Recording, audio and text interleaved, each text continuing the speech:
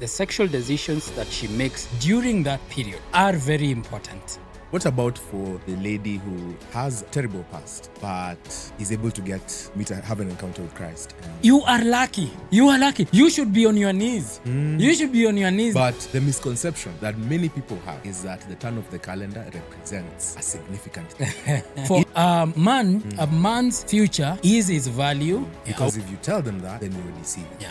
There is always an exception to every rule. All men are exceedingly sinful and in need of a Savior. I like to say, if you look into the mirror and you don't like what you see, do not break the mirror.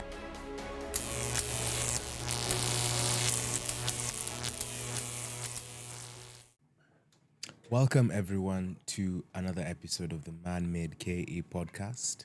In the year 2026, we're recording this on January 6th, 2026, a new year, but with the same old mission, to rebuke, re-energize, and refocus men in the 21st century. My name is Stephen Baki, and I'm here with Silas Otieno. New year, new you, yeah? New year, new me. Resolutions. Resolutions that go to the high heavens. Yeah. I have only one resolution. It's good to see you, man. Good to see you too. Good to be here once again. Man, I've missed this thing. I've missed this conversation. I think a week passed, we were celebrating the holidays. Yeah. That period between the 25th and the first, where no one knows what day it is. Yes. What's happening, where we broke all our rules in terms of eating and fitness. But yeah, I think it's usually like kind of allowed. But then, you know, I have been sick the whole festivities. Ah, for real? On 24th, just the night of 24th. Yeah. I just twisted my neck. You see the way you turn with your whole body? My neck ilikuwa imetwist. Oof. So now I can't move. I can't make merry. Then I wake up on 25th in the morning. I ate something. And my stomach called me and asked me, my friend. Called you for a meeting. Called me for a meeting. And he told me, now that you have decided to wake me up, thou shall wake up. And it happened for 3 days. Oh, so that is 25th, 26th, 27th. Yeah. In the bed, taking fluids here and there, with my body turning like a cyborg. Then 28th, I am almost okay. 29th, the stomach calls me again. Brother, come. And goes all the way to crossing. So for me, I have not crossed the line with eating. As a matter of fact, I have been eating a lot of eggs. You've been eating very healthy. I have been eating to detox and clear the stomach. I have detoxed. I have not gone anywhere. Hey. This season, I have been in the house, reflecting and in pain. Hey. Okay, so if anyone was in such a similar position, my friends, apologies to you, and yeah, I hope this start of the year is going to be good to you. Whatever I had planned, it all went out. It all went up into flames. But again, during that time when my stomach was resting, you know, there sometimes it just takes let's wall up. I was reading some things, and I read some very interesting things, and I can share one of the things that I was reading. All right. Okay. So in the intersexual dynamics and in the dating market, we look at men and women differently from different angles. A woman's past is very important. Yeah. A man's future is very important. Okay. Men should look at a woman's past. Men look at a woman's past. Women look at a woman's future. A man's future. A man's future, sorry. A woman's past, especially her sexual past, tells you a lot about her future. Because women peak very early sexually at, I think I hear from 20, in the early 20s, she's at her highest sexual peak, in the sexual market value peak. So her past, or the decisions that she makes, the sexual decisions that she makes during that period are very important because it determines the pair bonding that we've always talked about in the future. If she's seen a lot of men, and a lot of them, I watch some documentaries and I see these OnlyFans models who have been run through properly.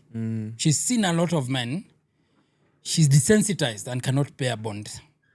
Now, when you examine a man's past, men and women are different. When you examine a man's past, a man's past is a past of brokenness. It's a past of childishness. Being a child is a past of nothing. That's actually true. Men in their 20s are nothing. Early 20s, nothing. That is very true. Nothing.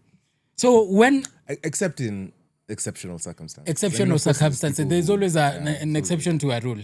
But a man at early 20s is nothing. We're talking about ourselves. We were there. Yes. That is why for a man, he should look at his future. And many women have a way of sniffing, for lack of a better way to put, a man's future. Instinct. They have instinct to look at a man's future. Yeah. So for those who think that when we say a woman's past matters, and then they ask, what about a man? A man's past is a past of brokenness, nothingness. He starts gaining traction the older he gets. So therefore, in the sexual market value, this is what I read, a woman's past is important, a man's future is important. You can do with this information whatever you like. Okay, that is quite interesting. So where did you read that from? I have forgotten the book. I've forgotten the book, but some book. I have those many books on relationships, and I resonated so well because it resonates again with the things that we have said in this particular this podcast. Is true, especially that perspective of like a woman's intuition. Yes. And the ability to kind of sense things. A woman can sense her potential. They smell potential. Women are not foolish. They're actually not. Women are not foolish. They can smell potential in a man from a mile away. Even the man cannot see that potential in himself. Do you see those women who get a man and they cling to him when he is nothing and he winds up becoming something? They can see it. I don't know if it is divine. Yeah. I don't know if it is instinctual. I don't know if it is biological. I have no explanation as to how. But women can tell the future of a man, can tell whether a man is going to become something. You know what? They are very fundamental in effectively making that person get to that. Exactly. And they push them. They will push them. They push them. They will push them into that. So for a man, a man's future is his value. A woman's past is her value. Yeah. Okay, that is... People don't like this. It is not good. It is not something likable. It is not something acceptable, something that you'll generally accept, especially if you have had a rough past as a woman. But a woman's past is her value because it tells you how well you will pair bond with her. And if you look at it carefully, putting your emotions aside, in all over the world, look at all the celebrities who have confessed to have had many sexual partners, how well they have done in a relationship or a marital relationship. A long-term relationship. How well have they done? They've struggled. They've struggled. They struggle. I hear Jennifer Lopez has been married more than 5 times. They struggle. Yeah. It's the past. A man's past doesn't matter because his past is a past of nothingness, is a past of foolishness, and it's almost, other than the exceptional circumstances other than the kids who have been born from wealthy families or who just had an age when they were young. Every man you look at their past, they have nothing. You go and check your pictures at 19. You are nothing. You could not win any affection of any woman. Because of that story, let's just go to... It's getting a bit personal. Yeah, it's getting personal. It's getting too personal. Okay, I digress. We digress. That's an interesting segue. Okay. Yeah. What do ukweli? We said we speak the truth. We speak the truth. Let's speak it. We speak it in love. I like to say, if you look into the mirror and you don't like what you see, do not break the mirror. One last question, by the way. Yes. This is just because this is a very interesting segue from what you're supposed to discuss. But the devil's advocate. What about for the lady who has a terrible past, but is able to have an encounter with Christ, and like what happens? It's not that the past is washed away, Yeah. but does that have any implications on the ability to pair bond in the future and such and such? Now, while I say that it determines, Yeah. I speak on a very general sense.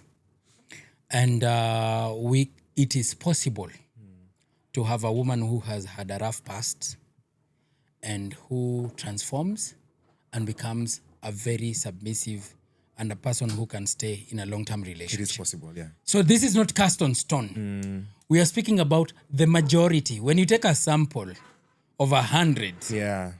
how many who have had a rough past can sustain? Majority can't. Yeah. There is always an exception to every rule. That's why I don't say every woman. That's why I don't say a woman who's watching me could be the exception. You could be the exception. I would encourage you to strive to be the exception. If you have learned, maybe you did it in your foolishness of being childish or being young. You know, your youthfulness, the way it makes us do things impulsively. Maybe you did that. That is not the end of the world. But your mindset has to change. That's true. Yeah, your mindset has to change. And you have to understand that past is very important. That past will cause me a danger in my long-term relationship in the future. I have to do something about it. Yeah. I have to do something about it. So everything that I say, Steve, is not a cast on stone, no holds barred. It is either this way or the highway. There are always exceptions. Even me, to some extent in my life, I consider myself, I'll tell you one day when we get to a topic that is similar, I consider myself an exception to a certain rule. I will tell you that, by the way, even off camera. Okay. I consider myself an exception to a certain rule because men who have made the decisions that I made, majority of them, it has gone badly. Okay. So I wouldn't advise a woman to be careless about her past because you don't know if you are the exception. All right. It is like the wildebeest crossing the River Nile. Not all die, Yes. but don't you see many of them die from crocodiles devour many? Yeah. But many pass. So you can't say that crossing wildebeest crossing River Nile is not a dangerous affair just because many cross. That is true. You see, it is very dangerous because of the crocodiles, not because of the effectiveness of crossing. But then again, you can say, generally, crocodiles are not a major killer of wildebeests. What you're saying is if we take a sample from the population Yes. and look at the distribution, Yes. what we will see in the majority who lie Exactly. within that distribution Exactly. are going to be the ones who are, depicting that rule now, are following that rule, where now their past really actually matters. And for men, the future is...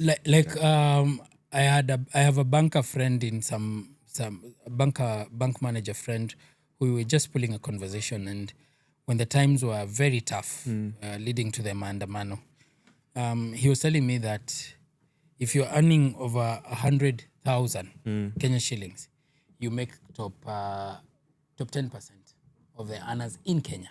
Let's pause there kidogo too. Let me pick this. All right. So we can continue. All right. So you're saying, You just get a sample. We're talking about getting a sample. and you're saying the top earners. Yes. So he was telling me that if you earn 100,000 and above, you make 10% top earners. 100,000 and above. Yeah.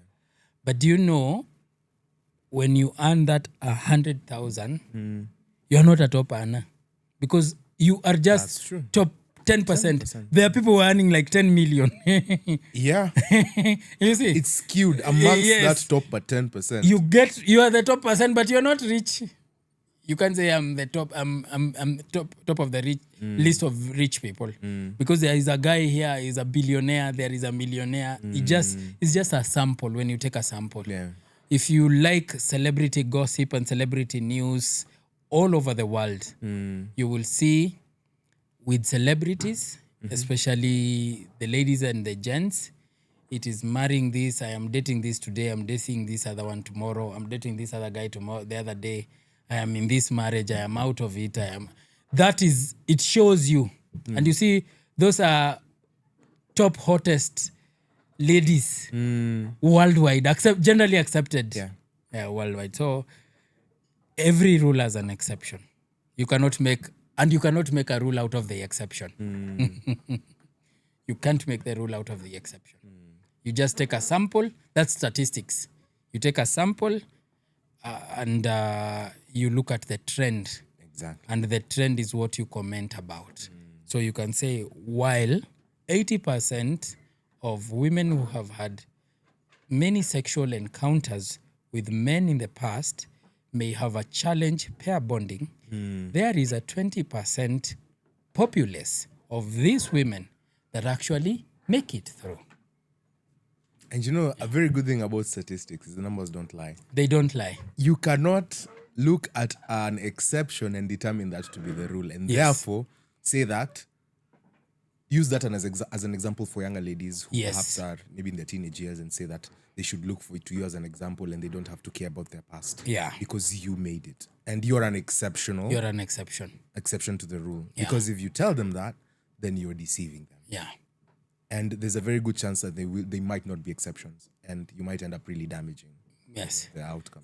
Let me give you an example. We have had a lot of accidents during this festive period. Yeah. I don't know this, but maybe someone did not put on their safety belt and they got into an accident. Yeah. And they survived. They came out unbruised. They cannot create a doctrine that safety belts do not save work. your life. Yeah. Just because, you see, it would be a very foolish way to many look at people it. make that argument. Yes. And they... You see, just because frustrating. you got out, you are lucky. You are lucky. You should be on your knees. You should be on your knees that I made it through, though I was not in a safety belt. Yeah. But safety belts save lives. They do, absolutely. They do save lives. So exceptions is very dangerous to create a rule out of an exception. That's why every time I post these things that are somewhat polarizing, I always say some, majority. If you listen to me carefully, you will hear, though, I'm very careful about what I am saying. Yeah. I say some, I say majority, I say many times. I use those terms that show a majority. So there is always a minority. Don't come up in arms. Those guys who like to fight with me when I'm saying these things, don't come up in arms. They're taking notes, pausing. It is some. Listen to that word, some is an important one. It is not, I don't talk about all. I understand the rules and the exceptions. Okay. Yes. Lest you be taken out of context. Lest I be taken out of context. As many people are in the habit of doing. Many are in the habit. Hey, when you stand in front of a camera and say things, be prepared to be taken out of context. No, you will. Yes, that's true. That notwithstanding, I had a very, very chill, relaxed holiday with family. Wow. I didn't go anywhere as well. Just spent time with family. Of course, ate bad food. But it wasn't too bad. I was trying to be very careful as well. Sile unakula umeshinda umeshiba, unajua. Just eat once, but it's like a special meal. You know, it's a lot of meat and stuff. And then over the New Year's celebrations, I was in church for Kesha. We sang the whole night. That's why my voice sounds a bit like. And then my start of the year has been very musical. We immediately on the 2nd, we were going for a songwriting retreat with a group of people who had looked for my services as a songwriter. So I went with a keyboardist friend of mine. We went to Naivasha for a retreat. So I went, spent some time there on the 2nd, came back on the 3rd. The 3rd was the Saturday, this past Saturday. So I wrote a few new songs, helped them write a few new songs, which was quite nice. Wow. Now, the challenge was in coming back. Because that Saturday is when, guys, I think that was the day that every Kenyan, we were all of the same mind. Let's go back to Nairobi. Let's all go back to Nairobi. The migration. The great migration. The great migration. Hey, we were on that road, on that Naivasha Barabara heading to Nairobi. Before 6. Mm-hmm. Before 6 p.m. It's supposed to be a 2-hour travel for those who are watching us and do not know the context. It's supposed to be like at max 2 hours. Naivasha to Nairobi. Exactly. We were there from 6, slightly before 6 p.m. to 11:30. 11:30 p.m. is when we were arriving in Nairobi CBD. Jesus. Yes. What? How many hours are those? That is 5.5 hours, if I'm not wrong. Almost 6 hours. That's the whole, it's longer than an Eldoret trip. You know. On the road, I don't know what had happened, but it was bad. It was really, really bad. That road, I'm glad our president is doing something about it. It needs to be done. Something needs to be done. That road, I don't travel. You know, I'm from Western Kenya. Mi nimetoka tu kule ndani, Western. It is not enjoyable. Yeah. You can spend a whole 24 hours on the road if you're not careful. If you're not careful. Yeah, don't dare. It can be bad. On a bad day, It can be bad. All flights are booked. Flights to those area. Yeah. All booked. For the convenience, people flock. Yes. It's a peak season. Yes. The flights are usually booked. Yeah. Then you go to the second best option. If you try the buses, driving yourself, I have ever tried. And you will cry. Have you ever had, when I do full tank, I get home when my tank is slightly up or to karibu empty. It takes the full tank. Yeah. Have you ever taken the entire full tank and then put another full tank and then taken it? It's pain. Chest pains. If I choosing between that and my stomach that was communicating to me, I'll pick the stomach. Yes, but it's so good to be back. And you know Yes. what? It was an amazing thing to start the year in church. Just like, being spiritually edified, nourished. The start of it, and the church was actually full. Yeah, I saw the pictures. It's full. I saw the pictures. It's quite interesting. The start of the year is so monumental for so many people for so many reasons. Yeah. We like to think about it, as we have made the shift from one year to another. Yeah. The earth has made a successful revolution around the sun. Revolution around the sun, yeah. And 365 days have passed. It's now an opportunity for new beginnings. That is so psychologically powerful for so many people. That's why January that's why I've been seeing so many tweets. If you keyword search the keyword lock-in on Twitter, you'll see so many tweets that are referencing it's the time to lock in. It's the time to lock in. Now people are, because there's that rejuvenation. You feel re-energized, and also there's some people maybe don't believe in grace, but for many people it's just like we have now an opportunity to live through another 365 days, an opportunity to better ourselves, better our outcomes, and I think it can be powerful. But the misconception that many people have is that the turn of the calendar represents a significant change. In their life, they are now a new person. New you. The old has gone, the new has come. New year, new me. That is a fallacy that we kind of want to address first. Because there is nothing that has changed. Yeah. Fundamentally, eating habits were bad, they continue. To be bad. Yeah. Nothing has fundamentally changed. There's only an active decision that needs to be made regarding the changes. So could you talk about that for a bit? Yeah, there is nothing that, by the way, fundamentally changes. People, it's just a set. It's just the way we have set ourselves, and the mind is the most powerful organ.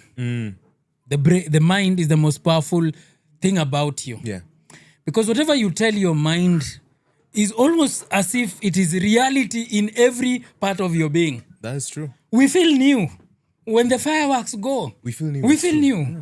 We shout. We feel like, by the way, I am a new person. I think I am new. Things have happened. We feel new. Yeah. We write resolutions. That's when we write resolutions. This is going to be my year. That's where false preachers and false pastors who are telling you, this is your year. If you are lazy and you continue your laziness, there is nothing like your year. You don't own anything. By the way, you Christian who's being told by your pastor that this is your year, you don't have an ear. You don't have any. You don't own anything. Time belongs to no man. Naked you came to this world, naked you shall leave, the scriptures tell us. You own nothing.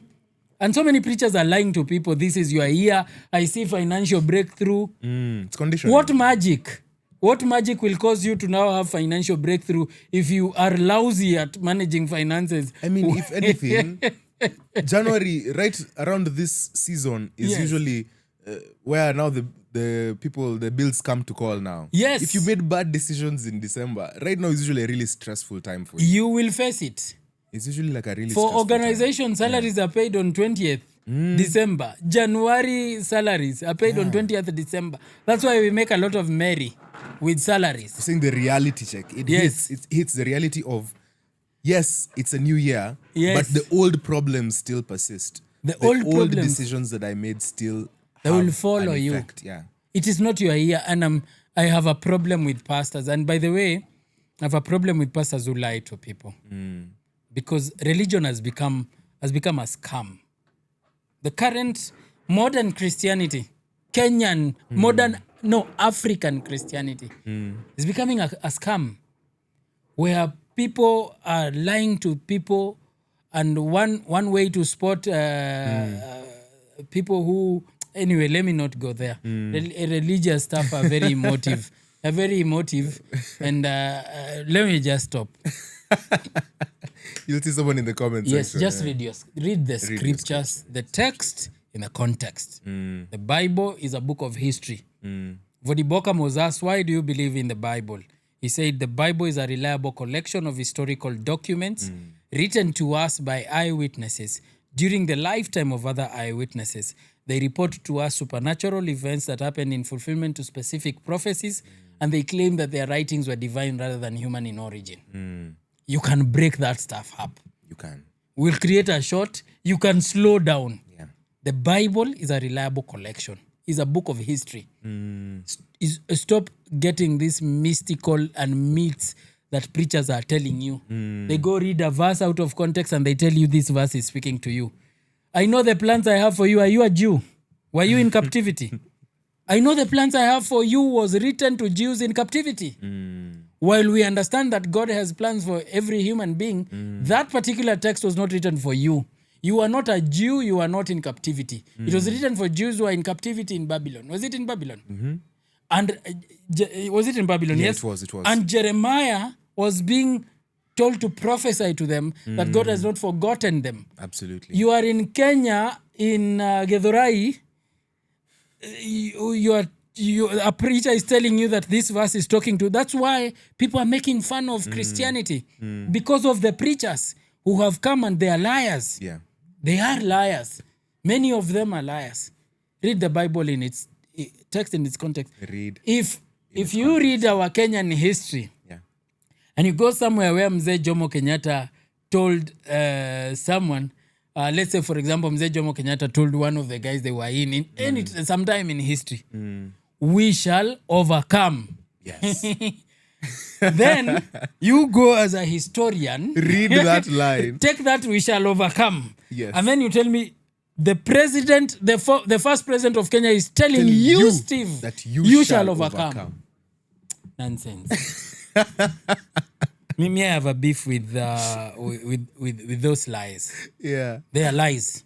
And majority of what has been presented as Christianity is a lie. So we've gathered Majority for of ourselves. it. That's the whole. Yes. We've gathered for ourselves people who tell us exactly what we want. Other religions are making fun of Christianity. And believers are actually very happy that they don't believe. The more the theatrics, the more... Did you see there are guys who are being now investigated because of some healings? I saw. Yes. I saw. They should be. They should be. They should be examined. If they are found to be liars, their licenses should be revoked. That man should be shut up, should be shut down. Yeah. And we know exactly who we're talking If about. Yeah. it is a lie, they should be investigated. Those claims are outrageous, Completely. completely outrageous. They should be investigated. Yeah, and even as we start, that was just a backdrop because we are at the start of a new year, so we have to talk about that as our backdrop. And we want to anchor ourselves first, as we always have three very fundamental grounding beliefs. One is that the triune God created man in his own image and likeness. He created them male and female. The second belief is that all men are exceedingly sinful and in need of a savior. The third and most fundamental belief is that Jesus Christ, the Son of God, is the perfect man, the only perfect man who walked this earth. And he's the one we seek to emulate. And he is the standard for every single thing that we talk about. Even this trait that we're examining today, which is patience. Patience is what we kind of like have to interrogate as we start this year. It's what I was put in my mind. It's what I decided to think about as I was preparing the script. And I want us to like center ourselves on that. God doesn't necessarily give us patience. We work patience. Patience is something that is worked in us. That's a nice He one. gives us the opportunity to wait. The only thing that he gives us is that opportunity to wait. You know, we're here for seasons. We're here for seasons and yes, God has promised things to people even in scripture, and we'll talk about even some people who had to wait on God's promises. Yeah. But the only thing that we're given is the grace and the opportunity to wait. Time, these things are bound in time. They're bound in seasons. Yeah. And so we have to wait while we're enduring those seasons. And that's something that's very important even as we begin the year. You know, people have very fresh energy, very fresh resolutions as man. And it's so easy for someone to like taper off or just give up on what they are, you know, what they envision themselves to want to change in their lives this year because of maybe the little discouragement a few 1 month, 2 months, 1.5 months down the line or 3 months down the line. And you know, just because you didn't wait it out, you didn't use the grace of time to help you learn the lessons that you need to as you are making those changes so that you can be able to kind of just slowly, steadily walk towards that vision that you want to get to. And you know, if you don't have that, then you might as well just, you know, it's so fundamental. Yeah. Because people have to wait. At the standard, at the bare minimum, people have to wait. Yeah. Things don't just happen. Yeah. Actually, good things come to those who wait is a saying that we've coined, and it is very true.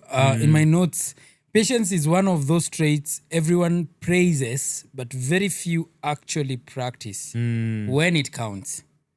Here's what's worth knowing. Patience is not passivity.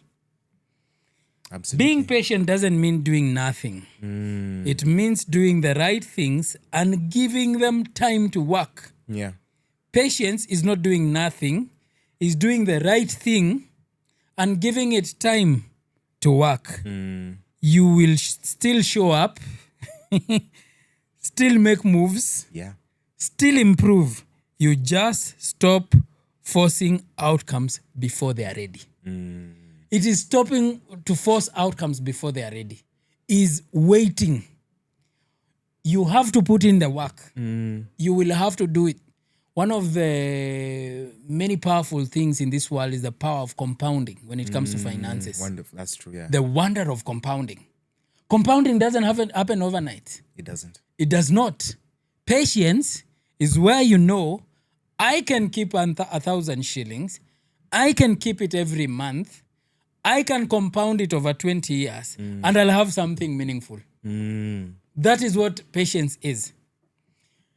We are living in a time, Steve, of get rich quick schemes. There are so many.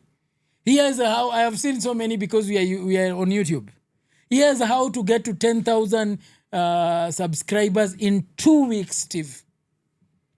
Here is how to earn $1,000 or $3,000 in 3 weeks. You cannot even monetize in that time. So these guys are selling to you because they know impatience is greed. Impatience is greed. It is. Because if you are impatient financially, you're going to do stuff that are going to be illegal to get rich very quickly. That's why these clickbaits are very lucrative, even on YouTube. And I've clicked on them myself. Yes.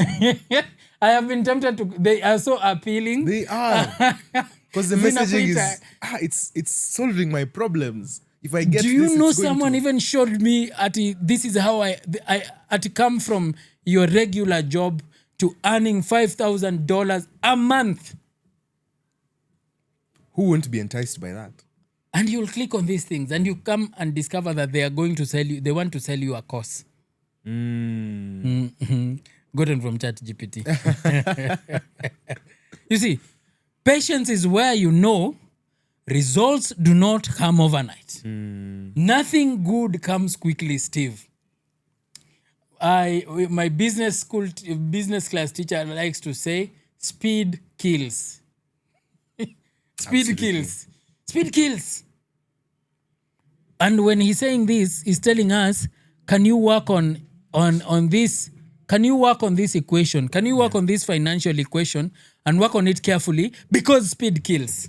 That's true. In as much as you are required to do it within a certain period of time, just know that your speed is your greatest undoing because you're going to get careless. So patience is where it means doing the right things and giving them time to work. One of the most patient people I know are farmers. Yeah. There is no hack. There is no cheat code in farming. There's no cheat code. There is no cheat code in working out. You follow the steps procedure by procedure. You put the seed on the ground. You have to wait, Steve. You will have to wait. Even if you went there every day, you will see nothing. Do you know gym and farming, they work the same way. They work the same way. It is just doing it over and over and never stopping to do it. Even when you don't see the results. Especially when you don't see the results. Especially when you don't see the results, Steve. When you are pursuing something and you tell yourself, I'm going to pursue this, regardless of whether I'm going to, it is that make it or make it. But I will follow it. I'll follow the steps and I will do it consistently. That's where discipline comes. So patience is waiting for the outcome to come at the right time. There's a few more definitions here. Yeah. Aristotle said patience is part of courage, enduring the painful for the sake of the good. Wow. The Stoics say that patience is steady acceptance of what you cannot rush. Steady acceptance of what you cannot rush without losing action or responsibility. Steady acceptance of what you cannot rush without losing action or responsibility. Wow. Yeah. Wow. So that's a very it's kind of what you exactly talked about. Yes. That's the principle underlying patience. Yeah. It's not passivity. That's actually what we also want to address as a misconception. Yeah. Patience is not just sitting and waiting, Yeah. because it's so easy to do that. Yeah. It's so easy to say that I'm being patient while doing nothing. Yeah. You know. And again, on the flip side, on the other side of the spectrum, it's so easy to be impatient and find yourself doing almost everything but nothing altogether. Yeah. Because you find that your attention has been so, like, you're so eager for that thing that you're talking about, that big break, so you find yourself not even able to properly do what it is that you need to do. Yeah. Because you're so distracted by all these other things that kind of seem as though they're going to get you to where you want to be. Yeah. And for you, it's more so the destination rather than outcome that is appealing. And that's a problem. Exactly. Because now it won't help you endure. Yes. You'll just always be looking for that destination. You won't be trying to make outcomes happen because outcomes can only come from, conscious decisions and active choices. That is true. And here, very interesting, it says most impatience is emotional, not logical. That is true. Impatience is emotional, not logical. And he says, we get impatient when discomfort kicks in. Uncertainty, silence, slow progress, delayed rewards. Patience is emotional self-control more than willpower. Emotional self-control more than willpower. It is staying steady when your feelings are screaming, do something now. Patience is staying steady. Let me tell you, Steve, I sit in meetings. Yeah. And in my sitting in these meetings, there are times when emotions flare up. Steve, there are times the words are here. I have them. Yes. Wewe nakuona vizuri. I can see you. I have a lot to tell you. I want to tell you right now. Yeah. I think I want to tell you. And they're not good things. Patience is where you say, no.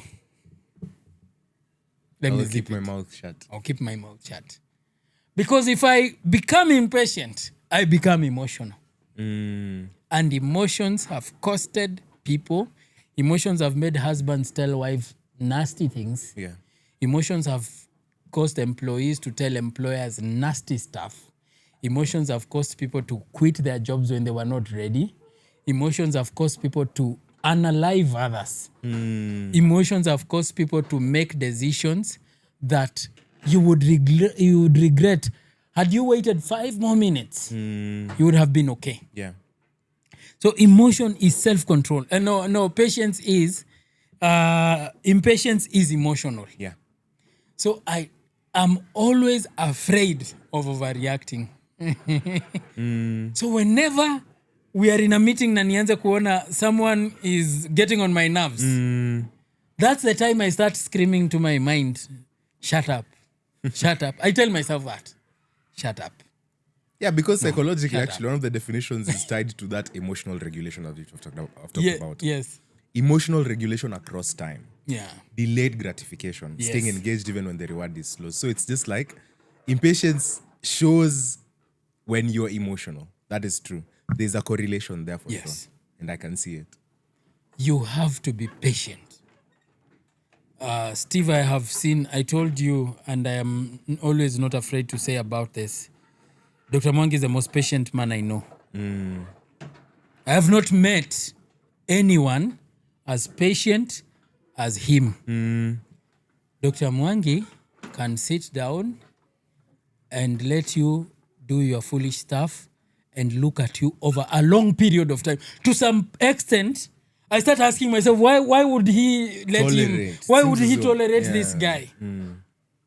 And then when you go to him, he tells you, "Hey, hold on.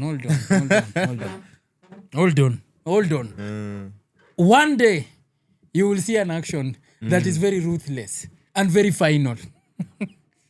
Then you will understand there was wisdom in that waiting. Sometimes, especially when you're fighting with a person, sometimes observing them for a longer period of time brings you a lot of clarity, and it helps you know whether or not the action you took was the right action. Yeah. Steve, I'm not the people that we work with, I am usually the last one to even think of letting someone go. My boss can testify this. He has wanted to release people, and I'm like, please give me some time to work on this person and see if this is a person we can do. I'm never that person to release someone. If you ever hear, Silas has fired a person, he deserved to go yesterday. He deserved to go like yesterday. Yeah. I take abuse until sometimes some of our colleagues, they come to me and they ask me, bro, how can you let this guy do this? And you're watching. And I tell them, be patient. And over time, I get very happy about the outcome. Over time. Nowadays, Steve, if there is something I want, Yeah. and my prayer to God is that I want more patience. More patience. Yeah, I desire to be more patient than I actually am. Okay. I was actually doing mathematics here because people always talk about the 10,000 hours that you need to, say you're trying to learn a skill or something. Again, people will be picking up new courses, trying to learn certain skills because they're trying to better themselves. Maybe in business, you've started a business course. Maybe it's like you want to get into IT or data science, data analysis. I know myself in the past, there's courses I've tried and I have been impatient because I have not waited out for this skill to be effected. Like to see the active, I see it's so difficult. When will I get to the time when I'm so like fluent in doing that thing that I'm supposed to learn? Maybe it's learning a programming language and all these things. I have been impatient in doing certain courses in the past that has led me to not finish because I was so quick to want to see the results of myself, like being this genius level. You see, again, patience is humility. Yeah. There is actually an indicator of humility in patience, where you're told a course is going to take you 8 months, or I don't know, something there or thereabouts. It's going to take you around a certain level of time to get to a place where you have at least the basics wired down. That is something I had to even encounter when I was learning the guitar. When I was learning the guitar, I wasn't taught by anyone. I had to go to the resources. I got a guitar first. I got a guitar. That's the first thing I had. And then I didn't have a teacher. So what did I do? Get so many books, so many PDFs, courses from YouTube and such and YouTube such. Institute. YouTube School of Music. Yeah. And so because of my impatience, I ended up taking longer to learn the basics. Why? Because it wasn't grounded in methodical step by step, move from this to this level. Because I was picking out, I want to know how to do that. So I start to practice that. I leave the fundamentals. I go to jump to that. I realized that was something that was an indicator of impatience in me because I wanted to have the skill of someone I'm seeing who's maybe played for, I don't know, close to over 10,000 hours. Do you know we cannot even have 10,000 hours in a year? It's about 8,760 if you take the whole 365 days. You don't have 10,000 hours in a year. And imagine this is 10,000 hours specifically doing something to attain That's mastery. more than a year. It's more than a year. And then if you remember our guy who we learnt about in our previous one of our previous lessons, who was saying that even at the age of 70, he has not learned. Yes. He has not done Yes. anything. Yes. Yeah, let me pull up his name. But even when you think about that guy, and you're just like, so you're telling me patience is actually something that you actually have to cultivate across time and across many spheres in your life, not just even in a skill, in everything, even in relationships, even in everywhere, even in how you deal with money. Exactly. We've talked about the principle of compounding. How will you be able to save if you are impatient? You cannot save. You cannot have any financial discipline if you are impatient. So it's so fundamental for you to actually effect patience in your life, for you to have the outcomes that you desire. And I have learned that patience is power. Patience is power. Because why I'm saying patience is power, Yeah. and patience comes from a level of confidence and an abundance kind of mindset. Yeah. A patient person is almost as if he knows the outcome that he's going to get out of any venture. That's what patience is. It's like you have seen the end of the journey. You know it's going to come, that end of the journey, but you will sit down and eventually wait. Patient people is almost like, it's going to come. I don't have to pursue. I don't have to pursue. I don't have to chase after this thing. It's going to come. It's usually a thing of power. It's usually a move of power. The more patient you are, the more powerful you are. And the more dangerous you can be. Take an example of a snake. Yeah. A very venomous snake. How have you seen it hunt? Yeah. Have you seen snakes hunt? A snake will look at you.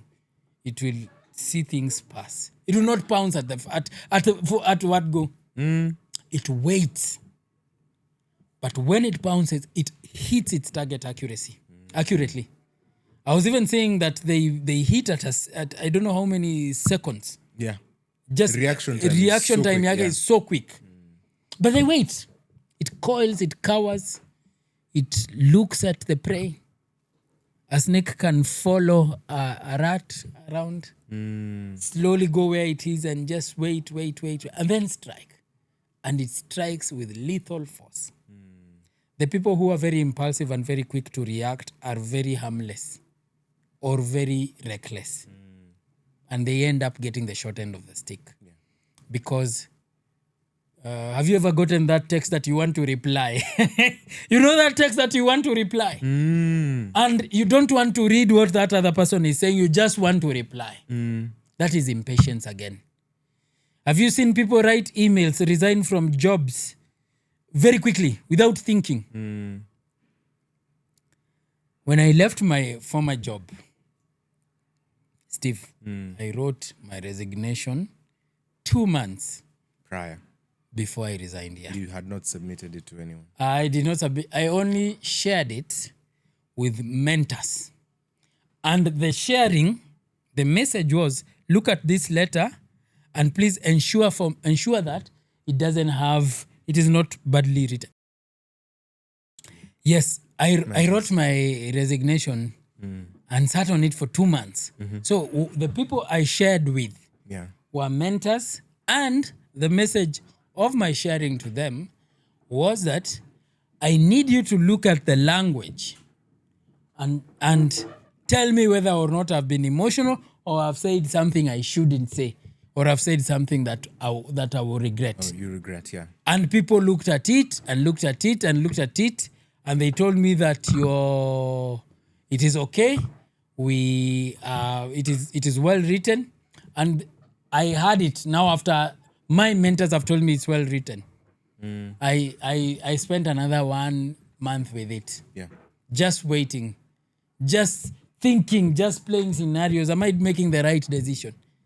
Do you know, I see young people get emotional and I get emotional. I quit. Anyone, Steve, who comes to me and tells me I want to quit, I actually accept it immediately. I don't even ask them why. Because I know this is an emotional decision. This is an emotional person. He or she deserves to learn from life. You don't do that. Majority of the time, whatever is causing you to react that way is gonna pass. It's like a flu. When you have a flu, you feel like I can die any minute. It's going to pass. Wait for a clearing. Anger is a blindfold. Anger clouds you. Wait for the clouds to pass. If you still feel the same way, then it's the right decision, Steve. And most of the time, the things that we... And then I have made this mistake as well. I get angry at someone. I am there writing, read more. You write very stupid stuff. Yeah. I've actually, I don't know whether this is a principle I picked from someone, but I think it was. But it's about not making impulsive decisions in the dead of the night. When you're fatigued, you're tired. So because people say, for example, you have an argument with your significant other, there's an issue that's coming up. A storm brewing. Maybe it's 9 p.m., heading to 10 p.m. You're just about to rest, to go and lie down and sleep. Is that the best time to make a decision over what it is that you guys are having an issue about? Is that the best time? Principally, When you are? when it is late in the night and there is a rash decision that is going to be made. Maybe there are words that you want to say to this person based off maybe what you're arguing about. Maybe it is, yes, you maybe want to break up with someone. You want to leave and go somewhere in the dead of the night because you can't stand their presence. Is that the best time to make that decision? Is that the best time to make that decision? It is the worst. It is the worst. It is the worst time. It is the worst time to make that decision. How to know? These are the markers. The marker of decision time. Never make decisions when you're clouded with emotions. Extreme happiness, extreme anger. Or even those emotions. Yeah. You are not thinking rationally, Njogona. You are not thinking rationally. Don't make decisions that time. When you are extremely happy, when you are extremely angry, don't make a decision. Wait for a clearing. Sometimes this is what I do. I have had a conflict with someone. We are at loggerheads. Yeah. I tell myself, I may want to respond. Let me sit on it. You see, have you heard the phrase, let me sleep on it? Let me sleep on it. Yeah. Take it, go to your silent room, internalize it, sleep on it. Think about the consequences Think, play all the scenarios. And part of the scenarios is fixing yourself in the other person's shoe. And seeing how they are viewing these From their things. perspective, yeah. Give it a few days. A breakup can wait. It can't wait 2 more days. It can wait. It can wait. Yeah. It is not now or never. You're not dying. Then, after you've thought about it very correctly, make sure that the day you're going to actually do it, you're not clouded by emotion. Exactly. Where you can look someone in the eye smile at them, laugh with them, and tell them, hey, brother, I think, or hey, madam, I think our relationship is over. And you don't do it brutally, you don't do it with emotion. Everything you say when you are emotional, you regret. I will never contact you. Never talk to me.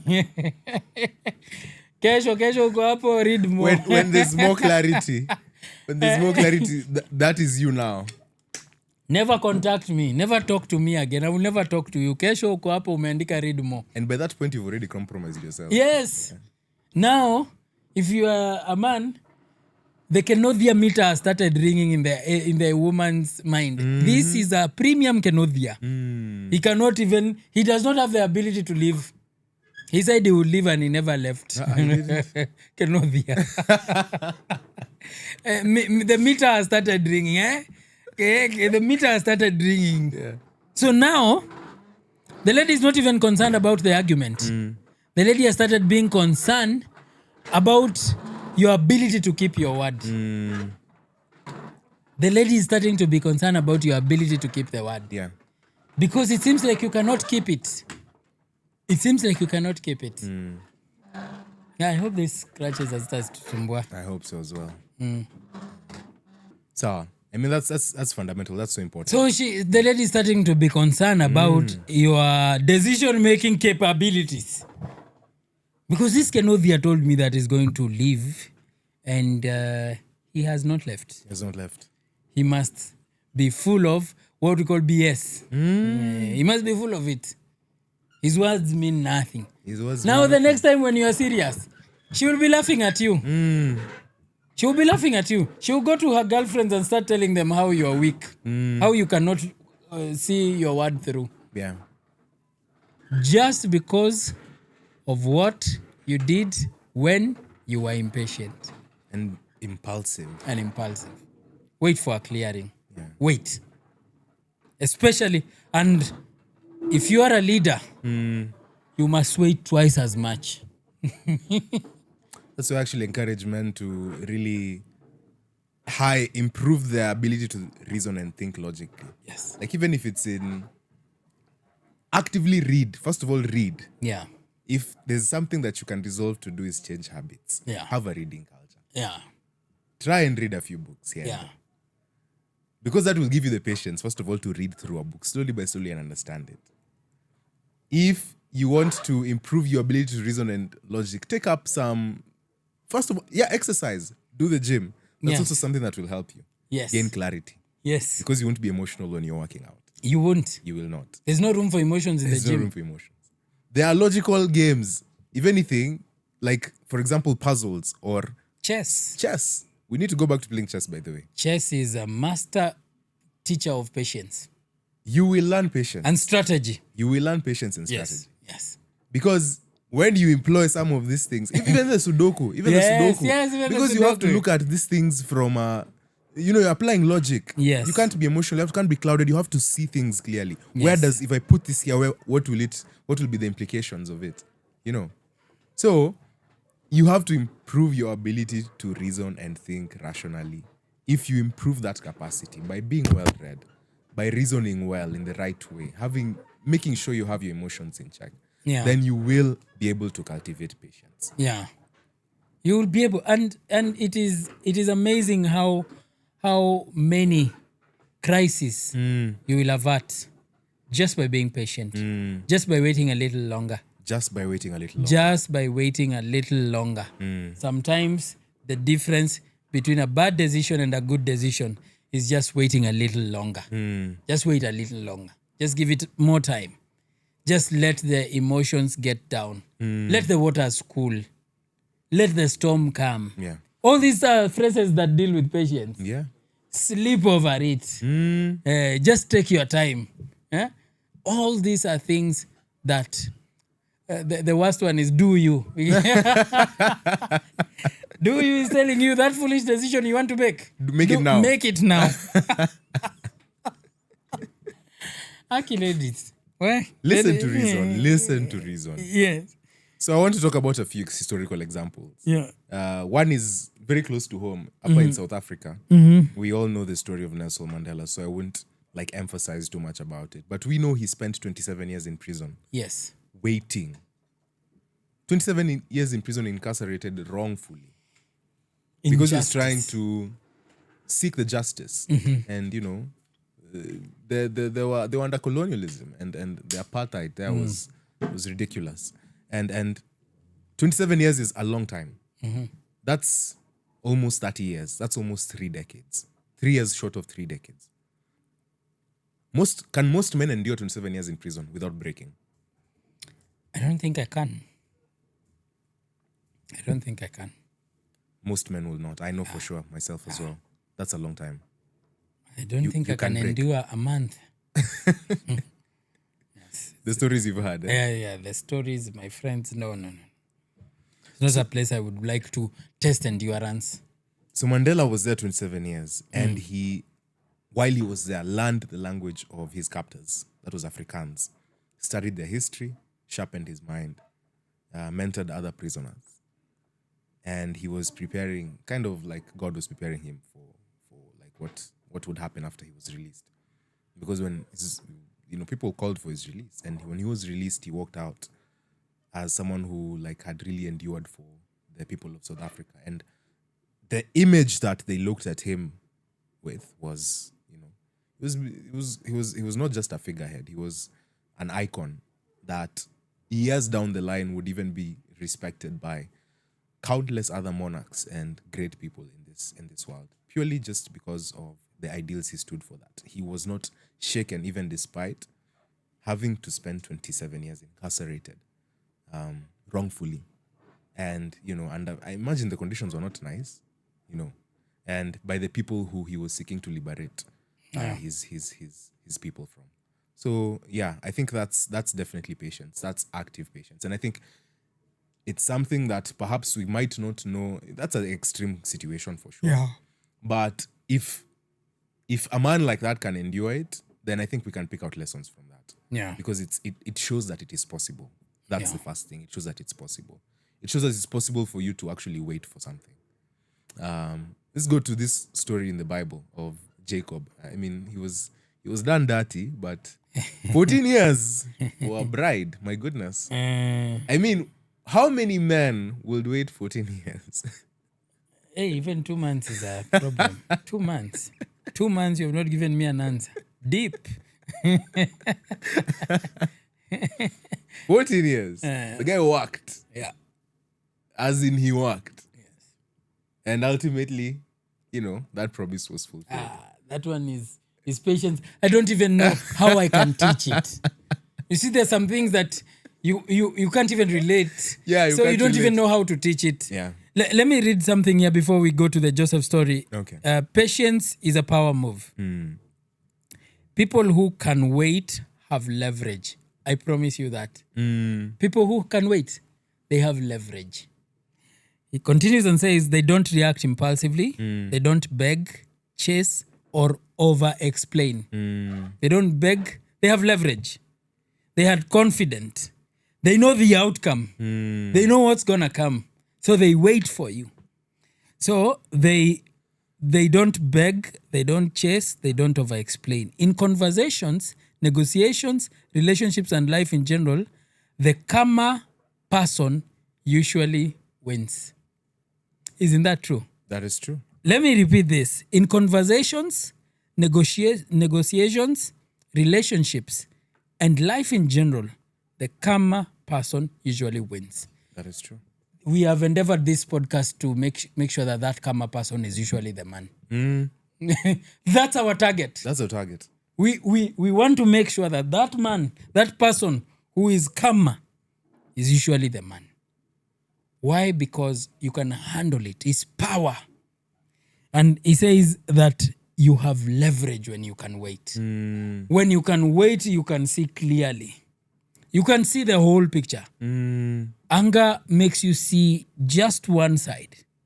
Patience makes you change your view and look at the whole spectrum of what is going on. Yeah. And you can really see. In patience, you can strategize. In patience, you can strategize and re-strategize.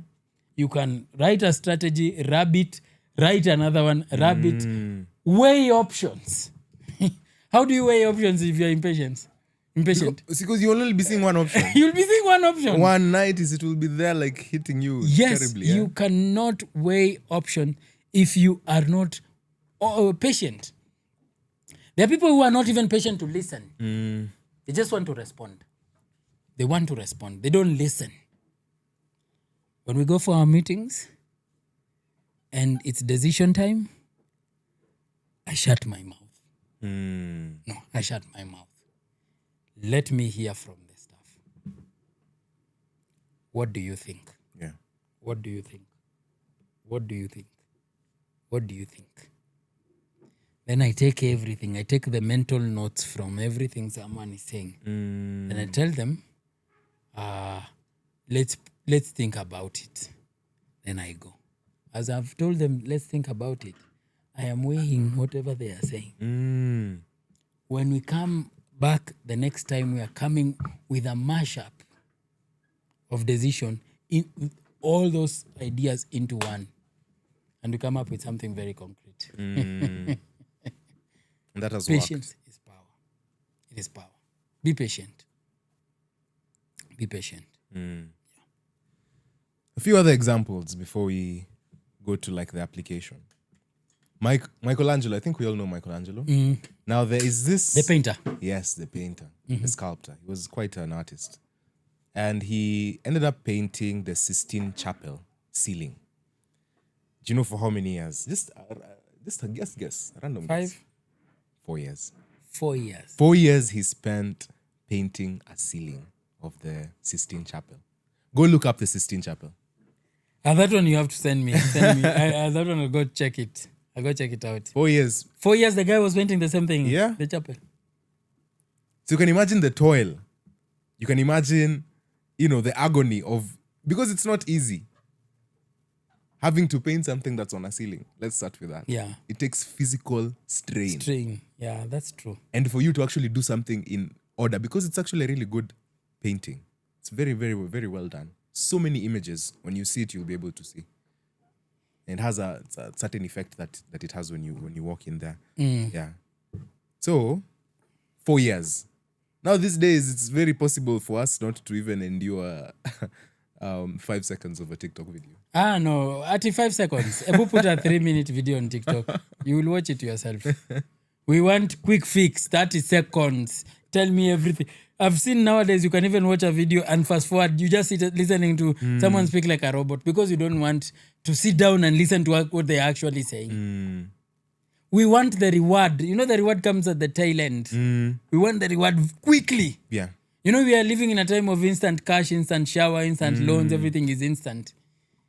Instant millionaires. We're living at that time. So patience is slowly being eroded from our culture, from the things that we are taught. This is to actually tell you that social media is a thing that can make you more impatient. It actually does. It actually can make you more impatient. The videos are very short. If you become a passive consumer where you're just like dependent on it, now that it will affect your ability to be attentive to anything. Imagine a person who sits for an 8 to 5 in an office is telling me that your videos of 1 hour 30 minutes are too long. It does not even make sense. This is a guy who sits in the office for 8 to 5. But watching that video of 1 hour 30 minutes is too long. There's a problem here. The digital world is making us... Yeah. It's eroding our patience. Yes. It's eroding our patience. Now we listen to videos and fast forward. Speed times 2. We are quick. We want to go to the next one. Yes. We want to go to the next one. There's so much that is coming our way. So even the people, that's why you see clickbait is a lot. People want the reward starts, promise the reward, give it in 30 seconds. No. And finally, another biblical figure to look at. Abraham. The man was promised a son. I think you know this story. He waited. And even in the waiting, he ended up wondering whether this promise was going to be fulfilled. So the wife was like, just take my My house help. maidservant and get a child. Yeah. Because it's like this promise is not going to be fulfilled. The man was like, let's go. Yes, like he acted like the way men usually act. Yes, he acted like the men usually are. Yeah. That was a very cordial. But I imagine he also was in disbelief while he acted because he was, there's no way God is going to give me a son. I'm too, like at this point, you're going to be too old. Impatient. Patient. But you see, by the time Abraham was being promised that you're going to have a son, he was 75 years. Yeah. By the time he actually got the son, he was 100. Yeah. This dude waited for 25 years. 25 years. Yes, it was 25 years Yeah. for a son. I'll give you another one. Moses, by the time he was called by God to and promised to go and rescue the children of Israel from Egypt, he was 40. By the time he was actually doing the rescuing, he was 80. Oof. He waited 40 years. Patience. It's almost like God demands patience of man. Yes. Yes. Because all the Yes. people have had to endure. Yes. You have to endure. You've had to be told. It is said wait for historically it. that the intertestamental period between the Old Testament and the New Testament is 400 years of God's silence. 400 years. Yeah. No prophecy, no nothing. And that's why people wrote certain books. That's where so many books came up. So, if you look at God, and it's patience. Patience is a virtue. There is something here that is said, you train patience by delaying reactions. There we go. You train patience by delaying reactions. Yeah. Pause before replying. Sleep on big decisions. Let emotions cool before speaking. These small delays build a long-term muscle that pays off everywhere. By the way, there is no one who is born patient. No. We all, at one point in time, have made that mistake, Steve, of doing those rushed things.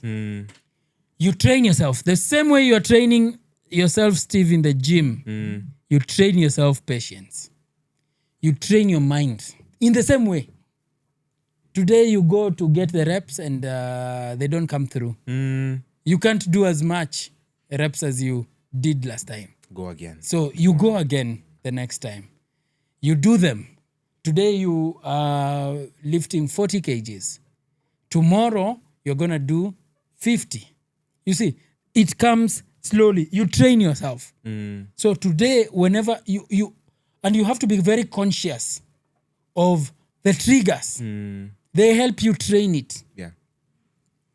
When somebody provokes me, I've told you, when I'm in a meeting and I have things to say and I want to blabber, I tell myself, shut up. Shut up. And nowadays I teach myself to just look at someone and not respond. And look at someone and not respond. But I'm extremely angry. And keep quiet and keep quiet and keep quiet so that when I'm talking to them, no emotion will be Yeah. the clouding factor. All right. So that is the topic that we have talked about today, patience. And Yeah. we want to apply this a bit and even as we conclude, because I think we've talked so much about its definition. We've looked at historical examples. We've looked at how we ourselves can cultivate patience in our lives, the habits that we need to enforce or reinforce this year, the things that you need to do. And all these things are within your control. They're within your control. They're not far away. Because patience is something that you'll work inward. It's not something that someone else will practice for you. It's something that you have to practice for yourself. So we are here standing on the precipice of yet another year. Today, as we record this, is 6th January 2026.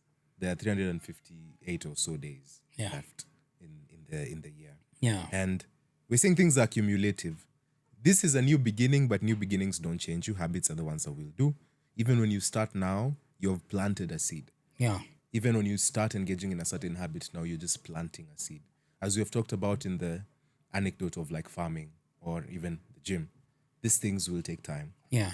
So when you plant the seed, what do you do next? You water the seed. You put fertilizer, you remove the weeds and all these things. There is a process. and it's an active process because all these things cannot be done by someone else. They can only be done by you. So you do the pruning, you do the watering, you do the fertilizer, and all these things will be done every day, day by day. And then ultimately you will start to see something sprout. And even when it sprouts, there is still more work yet to be done. Yeah. So that's one of the things. That's the promise. That's the first of all, the promise of the new year. The second thing is there's a reality here as well. It's not too late. Some people, I don't know what phase someone could be in life, but you know, some people tend to have this misconception as well that they have run out of time, or they are living as though they're running out of time. That is why they're living as though they're in a hurry. There is a grace that you've been accorded to be here in 2026. It is also not by coincidence. So that means there is still something that you can input in this world. There is still something that you can add as value to this world. You are a valuable human being. And you just need to discover what it is that is the value that you can add. And so that's the reality. And it's also something that's very encouraging. It's not too late. Even if it's starting something from scratch. Fine. The best time was that time that you didn't start, but the other best time is now. And so even as you start, remember that it's going to take cumulative steps, and you're not too old, you haven't run out of time. Yeah. As long as you have breath, you keep living. So think about the things that we've been talking about: consistency, discipline, and ultimately, don't stop looking for shortcuts again. Be patient. Be patient. Yeah. Be patient. Examine yourself and look for evidence of patience. So we're going to leave you with a challenge for this week. Unless, Silas, you have something else you need to. No. We're going to leave you with a specific challenge. Audit your goals. I mean, you have your resolutions, you have your goals, you have the things that you're working towards. Maybe it's still the same goals that you had last year, just you are at a different level. And imagine goals keep evolving. Again, do. I found the name of the guy who we were talking about who said even at 70 he had not arrived. Katsushike Hokusai. That's the Japanese guy. Katsushike Hokusai. He said even at 70, all the things that I have done are worth nothing. If that is the mindset that we can kind of apply, even as we start 2026, I think we'd be very patient, I think. We'd be very patient. Yeah. To not necessarily just think about these 365 days or 358 days that are remaining as days that will see monumental change in your life. No, maybe not. But does that mean that you stop now working towards those changes? No. It just means that you be patient and you keep working. Learn the lessons. If there's something that you need to change, you change it. But you keep working. All the same, these things will take time. So audit yourself and see whether you have actually been living as though you are impatient. And there are evidences for that. For me, I remember when I was learning the guitar, I was impatient. When I was learning a certain programming course, I was impatient. Yeah.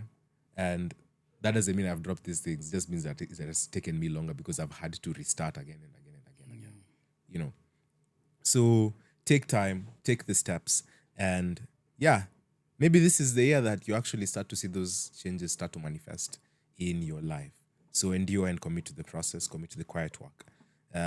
Yes, we have a new opportunity, and I wish all the best for you guys. Happy New Year, happy 2026, and all the best in this year. So see All you the best. in the next one. Let's not be passive, let's be patient. Peace.